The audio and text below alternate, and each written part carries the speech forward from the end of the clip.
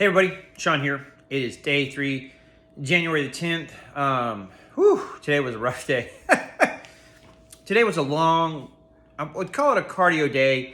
It was cardio-ish, but it wasn't 100% of long cardio. It was 45 minutes of continued exercise. So I went jogging and walking and jogging and walking and jogging and walking because I can't run for 45 minutes straight. I like to row. I have a rower, but the problem with the rower, again, is, man, you get tired of that, and it's just easy to stop, where if you're out running and jogging and walking, you got to get home somewhere. So, you just keep going. So I did it for 45 minutes off and on. Had a pretty good time, trying to watch, my heart rate, kind of keep that going. Not too high where I'm spiking and going to crash, not too low where it's just not a full effort. Unfortunately, one of my kids took my watch, so I couldn't track my heart rate as good as I would have liked to, but I kind of could feel it, so I've gotten good at that. But 45 minutes, came back, did some planks, did some core work, did some push-ups, just a little bit more physical body work. I feel really good. My legs were just a little bit sore from yesterday's workout. Had I gone heavier, had I gone more reps, like I said, today would have been a brutal day to do anything. So I was glad that I knew what I needed to do to keep myself going. Now, workout's done. I had some bacon, some eggs this morning, trying to keep it a little bit good. One tortilla just to kind of add a little bit of carbs into it. Feeling like I'm recovering pretty well.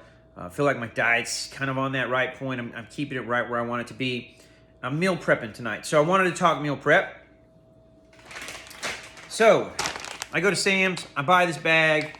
There's about 10 servings in this. It's roughly about $25 for a bag. So basically you're paying about $2.50 per serving, which if you think about meals, that's pretty cheap. It's a great meal. Basically, when you get the salmon, some of the things I want to talk about here, you can build your meal prep however you want to build it. Everybody builds theirs differently. I like avocados. The other day, I've ate, 2 avocados in a day. Felt like I needed some more fat. One at each meal. Works great. But for me, so I'm going to make meals out of this. So what's going to happen is I'm going to take one serving. That serving is going to be 230 calories roughly per serving. Obviously, size is varying, but about 230 calories per salmon serving. Now, in that, I get basically 23 grams of protein, which is really good. If I want, I can double that up depending on how I feel like. Maybe I'll make a meal with 2 of them in there. So I'm popping in a big 46 grams of protein, 460 grams or 460 calories. There's no carbs. There's about 14 grams of good fat, really great fat. So, that's one of the things I like about salmon. I do some other fish, but that's where the salmon is. Now, then there's brown and white rice. I kind of swap between the two. Some people, quinoa, however you want to say it. It's okay. Nobody else in my family eat it, so I don't really cook it. But so if I do white rice or brown rice, the truth about them is both of them are about the same for a cup of cooked rice. It's about 206, 218 calories. There's no big difference there. Carbs, it's 44, 46, grams of carbs. So it's carb heavy. Some people are going to say, well, brown rice is better. If you don't like brown rice, you're not going to eat it. So, it's a tough call. I mix it, match it, kind of go with whatever I feel. You can even do half and half if you're feeling spunky. Half a cup of each and, get a little bit of flavor, get a little bit of, better rice. But that's what I do. And then I've got usually some steamed broccoli.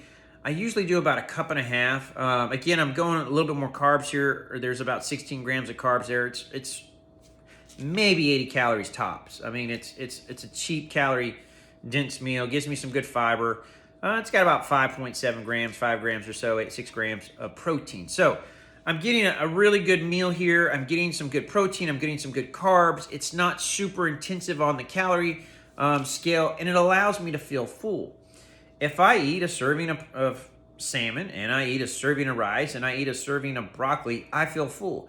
And it's cost me a big whopping 500 calories. I mean, that's nothing. That's why I'm like, if I want to add an extra piece of protein in there, I'm up now to 740. So as you start to meal prep and you start to say, how much am I actually going to eat? What do I need to eat? Again, if you're eating a 2,100 calorie diet, 2,000 calorie diet, I'm aiming for about 2,300 calories based on my body weight, the work that I'm doing, and my goals. Obviously, if I was in better shape and I was trying to bulk up, that's a whole different story, but this is about weight loss right now. Aiming for that goal, that's 700 calories. That's not bad. If I eat 3 of those throughout the day, I've hit my calorie goal. I'm not getting extra calories because I'm not drinking sugary drinks. I'm not eating any garbage. I mean, and so I can kind of play with that. If I want to say, hey, I'm only doing 500, I take out a piece of salmon. So meal prep's really important. Think about what you want. Make some of those meals be for both situations. You might want a meal that's got an extra shot of protein or an extra shot of carbs or an extra shot of fat. Throw an avocado in there. Build it for you.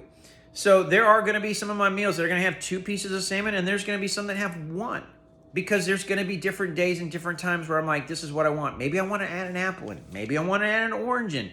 Maybe I want to add an avocado in. So start tracking what you're eating. There's a lot of great apps out there. Most of them are paid, unfortunately, but there's a lot of great apps out there. There's some good websites out there that you can track on. Some are still free. I'm not recommending anybody. I'm not getting into that business. You can go online and just Google nutrient stuff and keep a piece of paper if you want, if you're up for that. But you got to track it. That is the number one thing you have to do when you're trying to lose weight, is track what you're eating. I was talking about this last night with somebody because they knew I was working out, and they were asking about, well, what about me? Lose some weight. I had a 64-year-old guy come to me one time when I was training people, and he said, I want to lose weight, but I don't want to exercise. What do I need to do? So, well, let's look at what you eat. So for 7 days, he wrote down everything that he ate for 7 days. And so we took a look at 7 days, and he came to me and he said, I think I see what my problem is. His problem was his breakfast was pretty much nothing but carbs. It was either blueberry muffins, chocolate chip muffins, pancakes with syrup. He was drinking sweet tea. He was drinking Coke. He was drinking Sprite. He was eating Bluebell 4 nights a week. And I'm not talking a half cup serving. I'm talking the big old daddy bowl and it's filled. I mean, he had no protein, no good fats.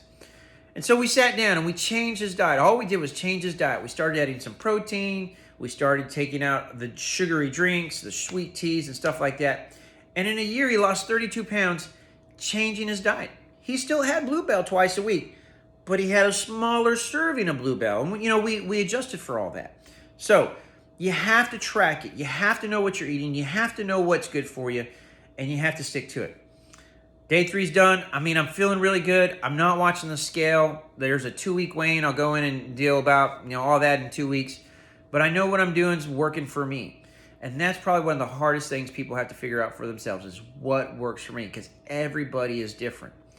If you don't have a trainer, find you a trainer. If you don't have a person that you trust, that's tough. There's a lot of good forms, not always necessarily great, but there's some good gyms out there. Stuff costs money, I understand.